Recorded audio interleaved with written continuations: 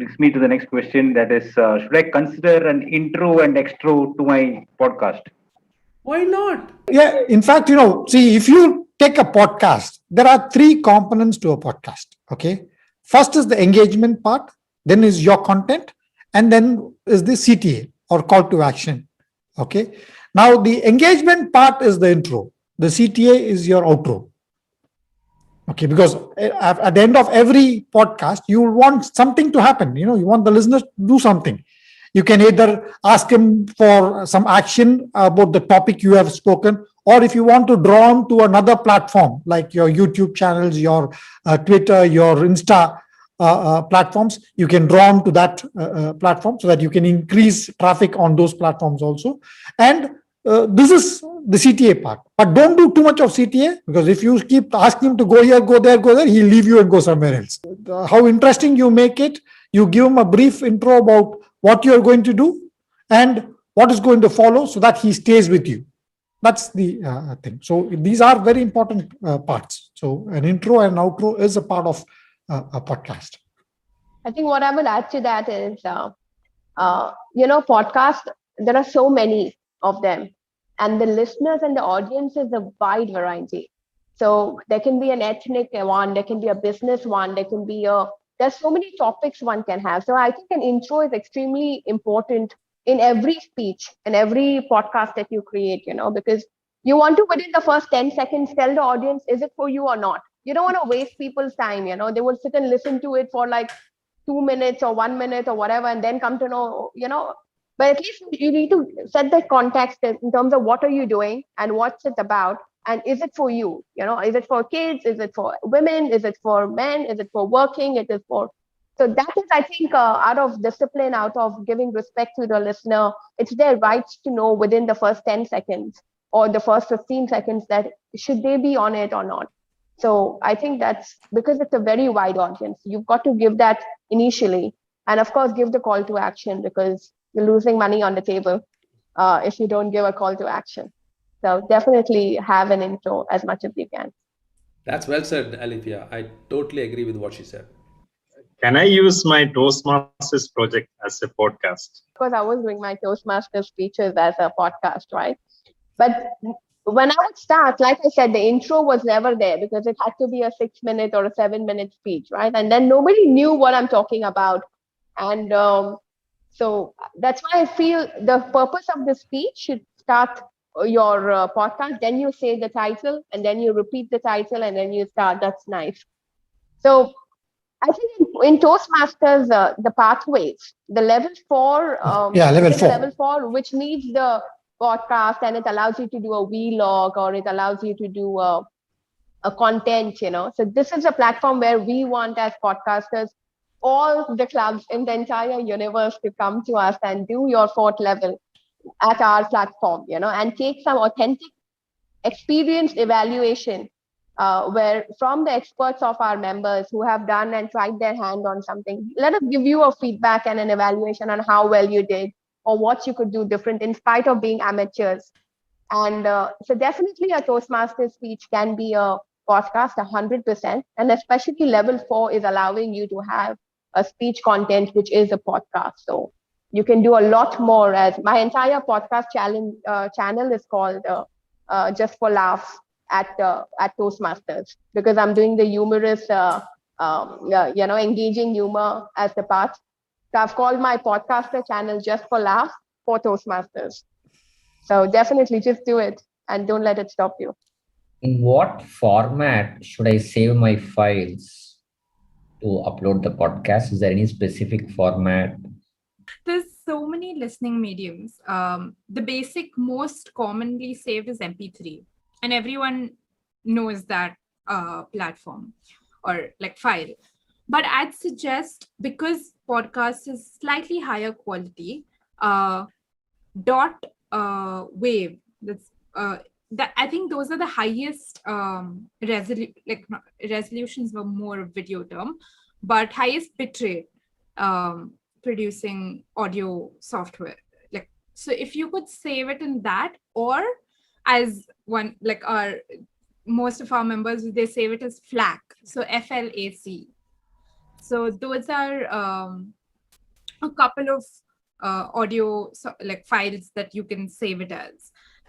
But there is no standard. It's not you have to save it in so and so format, because if whatever the platform you're using, suppose you're using Anchor to record, will have its own format. But yeah, like I said, Wave, FLAC, and MP3. MP3 is slightly lower quality. With the Wave and FLAC files, as you get a little bit more skillful with editing, they work better because the quality is better. You are able to do a bit more tweaking, polishing, editing, and all that. That comes with a little bit more experience. If you're a beginner, as she suggested, stick to MP3. Other than sending the podcast for a district PR award or uploading it on the district pages, where can I find an audience? Where can I upload these podcasts? I'll answer that. I encourage you, don't start a podcast just to win the award, because it will not sustain that fire in you to continue with that podcast. You'll probably go all out, do it, publish it, you'll get the award, and then you'll say, now what? I got the award. Now what? So I would say, go for a content that you would do whether you get an award or not. A content that you don't mind spending hours sitting and chatting and researching and talking about it. Something which is in you. Once you do that, then you know who your audience is going to be. Remember, every podcast has a niche audience. It's not one podcast that covers the whole global audience. That's the beauty of podcasts. So if you know your content, if it appeals to you, you know what type of person you are, and you know who likes to talk with you about that subject, what kind of people they are your audience. Those are the kind of niche that you should be referencing your podcast to. All the podcasters who are going to start, we want you all to continue. Let's make this so massive that people say, wow, there's so many podcasts coming out of District 105. What's happening here? That's what we want to do with the Podcasters Club and our podcast at Dubai and Proud Tribe. We want it to be a continuous movement. All right? I think what is also very important to realize is that we ourselves are walking, talking marketing tools and devices. Everything is nowadays online. So I'm sure you have a Facebook account. I'm sure, okay, if you don't have an Instagram, it's fine. But like everybody has, like there's a way you would either have a website, you'd either have like social media accounts or your WhatsApp. That's your biggest, source of medium. Create a broadcasting group and just send it across to all your friends. I've just started this podcast and I'd like to have your opinion and feedback on what I'm doing. And same with any social media platforms of yours. So you upload it on podcasting mediums, and then you share it across to your friends, family, and it just moves on. And it's, I think your audience is now just grown and multiplied. Because if your friends like it, they'll share it with their friends, and then so on and so forth. So don't ever think that there aren't enough audiences or people to listen to you, because there always are. There's more than plenty for everyone. The podcasting community globally is such a warm, welcoming community. Believe me, you go and you do your bit to come to know about another podcast, and you share that. You welcome that speaker into your podcast, and you're cross-pollinating, so to say, and both of you grow.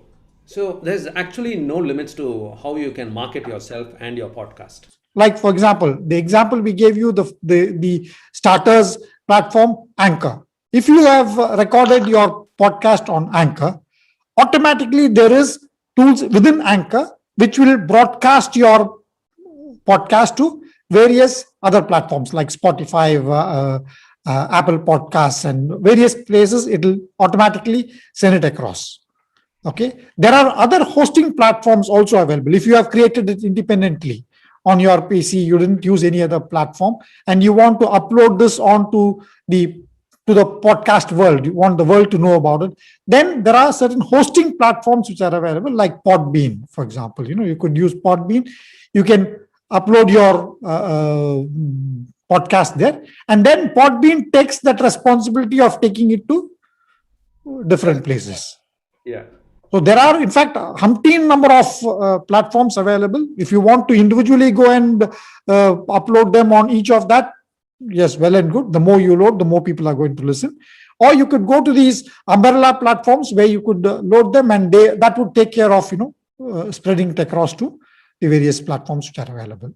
Now, my next question is, if my podcast is uploaded in District 105 channel, how can I share it with my friends?